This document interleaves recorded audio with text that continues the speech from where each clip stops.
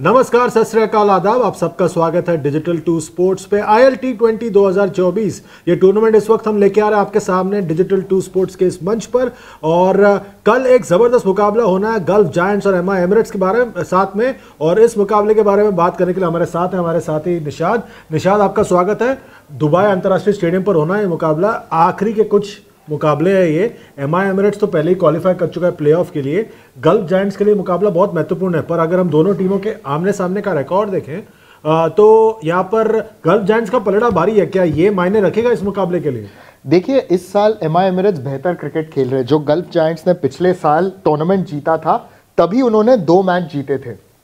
अभी तक इस साल एक मुकाबला हुआ इन दोनों टीमों के बीच अबू धाबी में, और वो MI एमिरेट्स ने जीता था। हालांकि MI एमिरेट्स एकदम बढ़िया फॉर्म में, they've been the best team in this competition. Gulf Giants का जो ग्राफ है वो ऊपर जा रहा है। बिल्कुल। और गल्फ जायंट्स अब पिछले साल के चैंपियन, वो अब जो है आमने सामने होंगे MI एमिरेट्स के। MI एमिरेट्स के स्क्वाड में भी काफी बदलाव होंगे। पहले गल्फ जायंट्स के स्क्वाड पर नजर डाल देते हैं। है अच्छा स्क्वाड है, पर काफी इनको क्षति हुई है क्योंकि काफी खिलाड़ी यहाँ वहाँ जा रहे हैं। फॉर्म में दिक्कत हुई है उनके खिलाड़ियों को। पर जिस तरह से उन्होंने पिछले मुकाबले में प्रदर्शन किया उससे उनको काफी फायदा होगा इस मुकाबले में।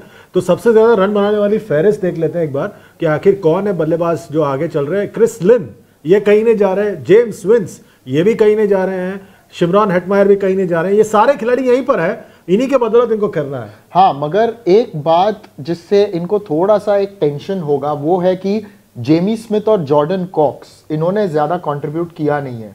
जब आपके टॉप 3-4 में से 2 अगर फॉर्म में नहीं हो तो वो एक प्रॉब्लम हो जाता है। जेम्स विंस ने पिछले कुछ मुकाबलों में बेहतर प्रदर्शन किया, मगर उनसे और उम्मीदें होंगी। बिल्कुल। और अब नजर डालते हैं गेंदबाजों पर। आखिर कौन है गेंदबाज इस लाइनअप में जो सबसे ज्यादा प्रदर्शन कर रहे हैं, बढ़िया प्रदर्शन कर रहे हैं और छाप छोड़ा है गेंदबाजी के साथ। उन पर नजर डालते हैं गेंदबाजी की फहरिस्त पर।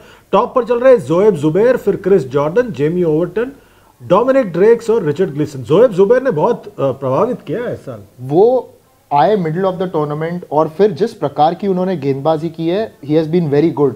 डेजर्ट वाइपर्स के मुकाबले में उनको काफी मार पड़ी थी, मगर क्या मुझे इंप्रेस हुआ उनसे कि अगले दिन वो आए एकदम अच्छे एटीट्यूड के साथ 4 विकेट लिए। उसके अगले मुकाबले में भी वही अपने स्ट्रेंथ्स को बैक किया, जो कि एक एकदम क्लोज जीत थी दुबई कैपिटल्स के सामने। तो ये थे सबसे ज्यादा विकेट लेने वाली की फहरिस्त। तो यहाँ पे 3 खिलाड़ी ऐसे निशा जी जो आपको बहुत प्रभावित करते हैं इस लाइनअप से। क्रिस लिन क्योंकि इनफॉर्म बल्लेबाज है, शिमरॉन हेटमायर क्योंकि वो अभी फॉर्म में आ चुके हैं और वो गेम चेंजर तो है ही, और तीसरे खिलाड़ी जिनको मैं सिलेक्ट करूंगा इनमें से उनका नाम नहीं है इस लिस्ट में, वो है अयान अफजल खान। जबरदस्त। तो 3 नाम इन्होंने पिक कर लिए। अब नजर डालते हैं इनके प्रतिद्वंद्वी MI एमिरेट्स पर कि आखिर कौन है MI एमिरेट्स में जो यहाँ पर आके प्रभाव डाल सकते हैं। देखिए, निकोलस पूरन का नाम तो है, पर निकोलस पूरन निकल पड़े हैं ऑस्ट्रेलिया के लिए T20 श्रृंखला खेलने के लिए। और भी काफ़ी जो खिलाड़ी हैं यहाँ आवाज आने वाले बाकी टीमों से भी। पर एक नाम है जो यहाँ पे आने वाले हैं, कैरन पोलार्ड, जो प्रवेश कर चुके हैं इस टूर्नामेंट में। सबसे ज़्यादा रन बनाने वाली की फेहरिस्त देख लेते हैं यहाँ पर इस लाइनअप में। ये टॉप पर चल रहे हैं यहाँ पर। निकोलस पूरन ही टॉप पर है और वो यहाँ पर 261 रनों के साथ, पर वो अभी आगे नहीं होंगे टूर्नामेंट में। मोहम्मद वसीम बहुत ज़्यादा प्रभावित किया, कुशल परेरा, आंद्रे फ्लेचर और टिम डेविड। टिम डेविड भी शायद जाएंगे ना ऑस्ट्रेलिया की टीम में।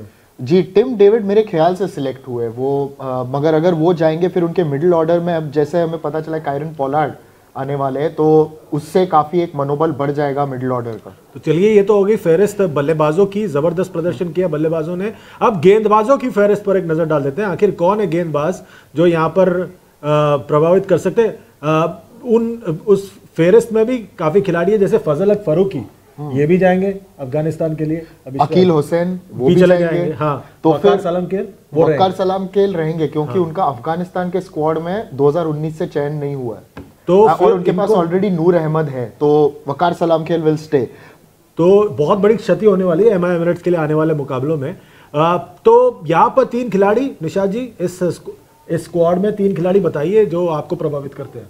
मोहम्मद वसीम, मैं उनकी बात कर रहा हूँ जो अभी रहने वाले हैं। मोहम्मद वसीम, ट्रेंट बोल्ट और एक UAE खिलाड़ी का नाम मैं लूंगा, मोहम्मद रोहित, क्योंकि मुझे उनके स्किडी लेफ्ट आर्म पेस ने काफी इंप्रेस किया। तो चलिए, यहाँ पर इन्होंने नाम पिक कर लिए 3। तो बताइए इस मुकाबले में कौन जीतने वाला है, गल्फ जायंट्स या MI एमिरेट्स? बहुत बहुत मुश्किल है ये चूज करना, क्योंकि एक साइड पर है आपकी इनफॉर्म टीम पूरे टूर्नामेंट की और दूसरे साइड पर है डिफेंडिंग चैंपियंस जिनका ग्राफ अभी ऊपर जा रहा है। मुझे लग रहा है MI Emirates might just edge it ahead और वो एक क्लोज मुकाबला होगा। चलिए, तो इन्होंने पिक कर दिया अपना नाम। मुझे भी लग रहा है एमा एमिरेट्स का पलड़ा थोड़ा सा भारी है। तो आपको क्या लगता है? आप जाइए वीडियो के नीचे कमेंट कीजिए, लाइक कीजिए, शेयर कीजिए, सब्सक्राइब कीजिए। और अगर आप YouTube पर है तो लाइक शेयर सब्सक्राइब के साथ साथ नोटिफिकेशन की घंटी भी बजाइए और हमारे इस परिवार का हिस्सा बनिए। तो इसी तरह ILT20 का मजा लीजिए हमारे साथ डिजिटल 2 स्पोर्ट्स पे। अगले वीडियो तक अपना ख्याल रखिए। Good bye for now.